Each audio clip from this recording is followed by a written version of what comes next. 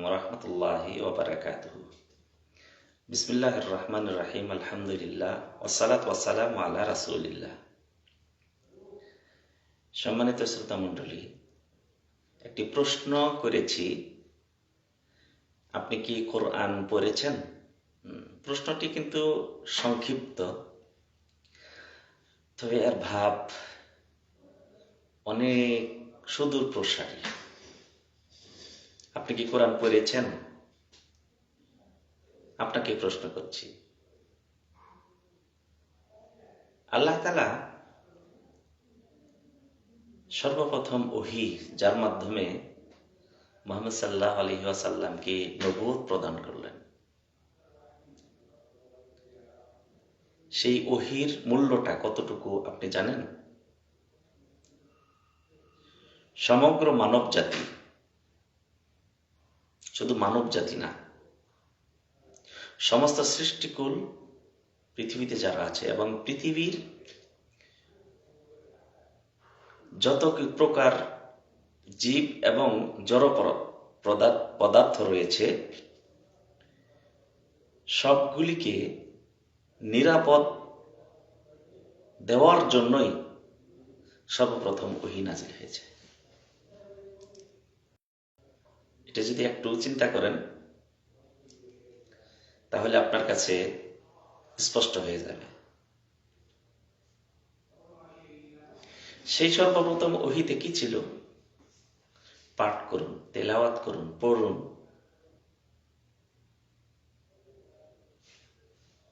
কোরআন নাজিলের ধারাবাহিকতা শুরু হলো। কোরআনটা আসলে কি? কোরআন হলো, এখানে রয়েছে আপনি কার ইবাদত করবেন, কিভাবে ইবাদত করবেন, আপনি দুনিয়াতে কিভাবে চলবেন, কোন পথ অবলম্বন করবেন। দুনিয়া শেষ হবে, আর একটা জীবন শুরু হবে। ওই জীবনে, এই জীবনে যা করেছেন তার ফল সেখানে পাবেন, এবং ওই জীবনে শান্তি, সফলতা, নিরাপত্তার জন্য কোন পথ অবলম্বন করবেন, এবং দুনিয়াতে আপনি ব্যক্তিগত, পারিবারিক, সামাজিক, রাষ্ট্রীয় এবং আন্তর্জাতিক কিভাবে শান্তি পাবেন, সবকিছু দিক নির্দেশনা রয়েছে সেই কোরআনে। অর্থাৎ আপনাকে আল্লাহ তাআলা সৃষ্টি করেছেন, পৃথিবী সৃষ্টি করেছেন, সবাইকে সৃষ্টি করেছেন। সৃষ্টির পর কিভাবে পরিচালনা করলে বিশৃঙ্খলা থেকে মুক্তি পেয়ে সুশৃঙ্খল জীবন পাবেন, তারই গাইডলাইন, পথ প্রদর্শক দুনিয়া এবং আখিরাতের জন্য। সেই কোরআনটা কি আপনি কি পড়েছেন? আল্লাহ তাআলা নির্দেশ, এই নির্দেশ কি আপনি মেনেছেন না অমান্য করেছেন? যারা কোরআন তেলাওয়াত করতে পারি, তেলাওয়াত করলাম, সওয়াব পেলাম, ফজিলত রয়েছে, কিন্তু কোরআনে কি লেখা আছে সেটা কি আপনি বুঝতে পেরেছেন? বোঝার জন্য কি করণীয়? প্রথম পর্যায়ে যারা পড়তে পারি, আমাদের দেশের কত ভাগ মানুষ কোরআন তো পড়তেই পারে না। তো কোরআন পড়ার জন্য কি কত মাস সময় দরকার? কেন পড়তে পারে না? এর জন্য দায়ী কে? পিতামাতা ছোটকাল থেকে শিক্ষা দেননি। আমাদের দেশে যারা ইমাম সাহেব আছেন, যারা শিক্ষক আছেন, পিতামাতা যদি দায়ী হন 10%, আপনি 90%। একজন ইমামের দায়িত্ব নামাজ পড়ালাম চলে গেলাম না, একজন নিরক্ষর মানুষ, চেষ্টা করুন অক্ষরগুলি শিক্ষা দিয়ে দিন, হরকতগুলি শিক্ষা দিয়ে দিন। আপনি যদি 1 সপ্তাহ থেকে 1 মাসের ভিতরে কোরআন পড়তে পারবে। কেন এই সময়টা কেন দেন না? এই পরিকল্পনা ইমাম সাহেব কেন করেন? একজন শিক্ষক কেন করেন না? প্রত্যেক বাড়িতে একজন তো কোরআন পড়তে পারেন, তিনি কেন করেন না? আর যারা কোরআন পড়তে পারি, অনুবাদ হয়েছে, অনুবাদটা আমরা কয়জন পড়েছি? অনেকে আছি আমরা উপন্যাস, কবিতা, গল্প, অনেক প্রকার বই পড়েছি, কিন্তু অনেকেই আছি আজ পর্যন্ত কোরআনের অনুবাদটা করতে পারেনি। পড়তে পারেন না বুঝলাম, কিন্তু অনুবাদটা পড়ুন। আল্লাহ তাআলা কি বলেছেন, কি বলতে চেয়েছেন।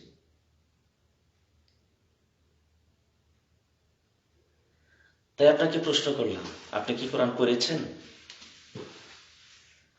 এরপর অনেকে আছি যে আমরা বাংলাও পড়তে পারি না, আরবিও পড়তে পারি না। মোবাইল শুধু কি ফেসবুক দেখার জন্য, টুইটার দেখার জন্য, মেসেঞ্জারে কথা বলার জন্য? এই নিয়ামতটাকে কেন আমরা কাজে লাগাই না? গুগলে সার্চ দিন সূরা ইখলাস, ছোট ছোট সূরাগুলি ডাউনলোড করুন, এবং ওখানে অপশন আছে যে আপনি ওইটাকে বারংবার পড়ার জন্য আপনি একটা টিপ দিলেই সূরাতুল ফাতিহা একবার শেষ হলো, আবার আসবে, আবার শেষ হলো, বারংবার পাঠ তেলাওয়াত করুন। কিয়ামতের দিন যদি আপনার উপর একটা ফরজ ছিল কোরআন তেলাওয়াত করা, কেন আল্লাহ তাআলা বলছেন ইকরা, তেলাওয়াত করুন, আপনি পড়লেন না, কিয়ামতের দিন কি জবাব দিবেন? সবকিছুর সময় ছিল, কিন্তু কোরআন তেলাওয়াতের সময়টা ছিল না। তো মোবাইলটাকে কাজে লাগান। আপনি কি মসজিদে গিয়ে যিনি সালাত আদায় করেন, অথবা মসজিদে যারা অনেকে নামাজ পড়তে আসেন, সালাত আদায় করতে আসেন, কোরআন তেলাওয়াত জানেন, তাদেরকে কি আপনি কি কখনো বলেছেন যে আমাকে সূরাটা শুনুন তো, হয়েছে কিনা? অথবা আপনি এতটুকু করতে পারেন যে আজকে ইমাম সাহেবের কাছে গিয়ে এই আবেদনটা করব, 1 সপ্তাহের জন্য একটি কোর্স করুন, যাতে ছোট ছোট সূরাগুলি মুখস্থ করানো হবে, দোয়াগুলি মুখস্থ করানো হবে, সালাত প্রশিক্ষণ দেওয়া হবে। আপনি করতে পারেন, আপনি পরিকল্পনা নিন, বাস্তবায়ন হয়ে যাবে। আপনার দ্বারাই শুরু হোক না। আল্লাহ নবী সাল্লাল্লাহু আলাইহি ওয়াসাল্লামের কাছে এক অভাবী এসে কিছু আবদার করলেন। রাসূল সাল্লাল্লাহু আলাইহি সাল্লাম বললেন যে কে আছো তাকে সহযোগিতা করতে। এক সাহাবা কিছু নিয়ে আসলেন বাড়ি থেকে, তার দেখা দেখি অন্যান্যরাও নিয়ে চলে আসা শুরু করলেন। রাসূল সাল্লাল্লাহু আলাইহি সাল্লাম বললেন, যিনি প্রথম শুরু করেছিলেন, পরবর্তীতে যারাই যত দান করেছে দানকারী সওয়াব পাবে, কিন্তু প্রত্যেকে যতটুকু সওয়াব পাবে, প্রথম যে দান করেছিল তার আমলনামাও সেই সওয়াবগুলি লিপিবদ্ধ করা হবে, কেননা তিনি শুরু করেছেন। আপনি শুরু করুন।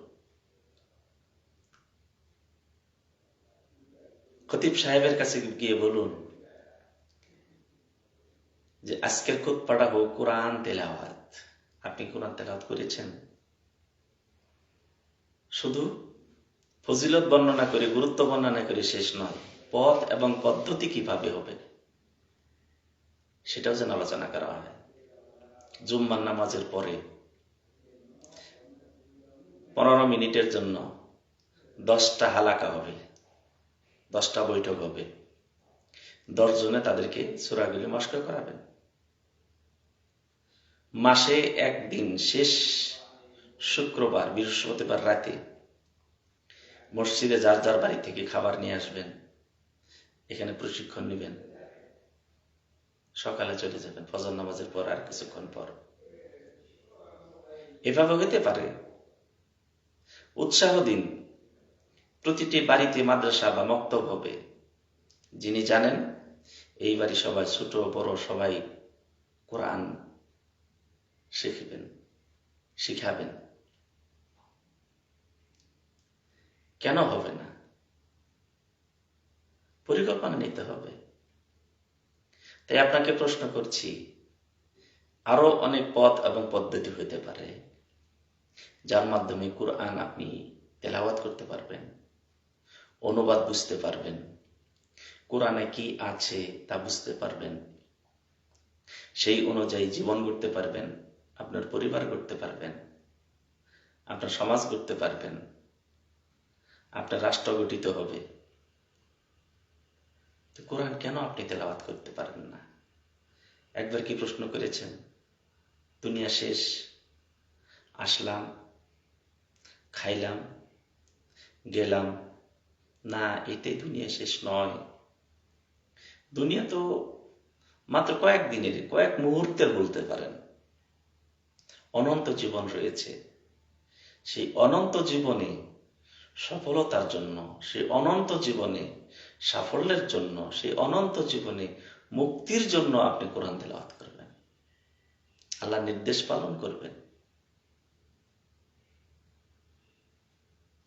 আর আমরা অনেকেই আছে ছোট ছোট সূরাগুলি জানি, শুধু সালাতই আদায় করি।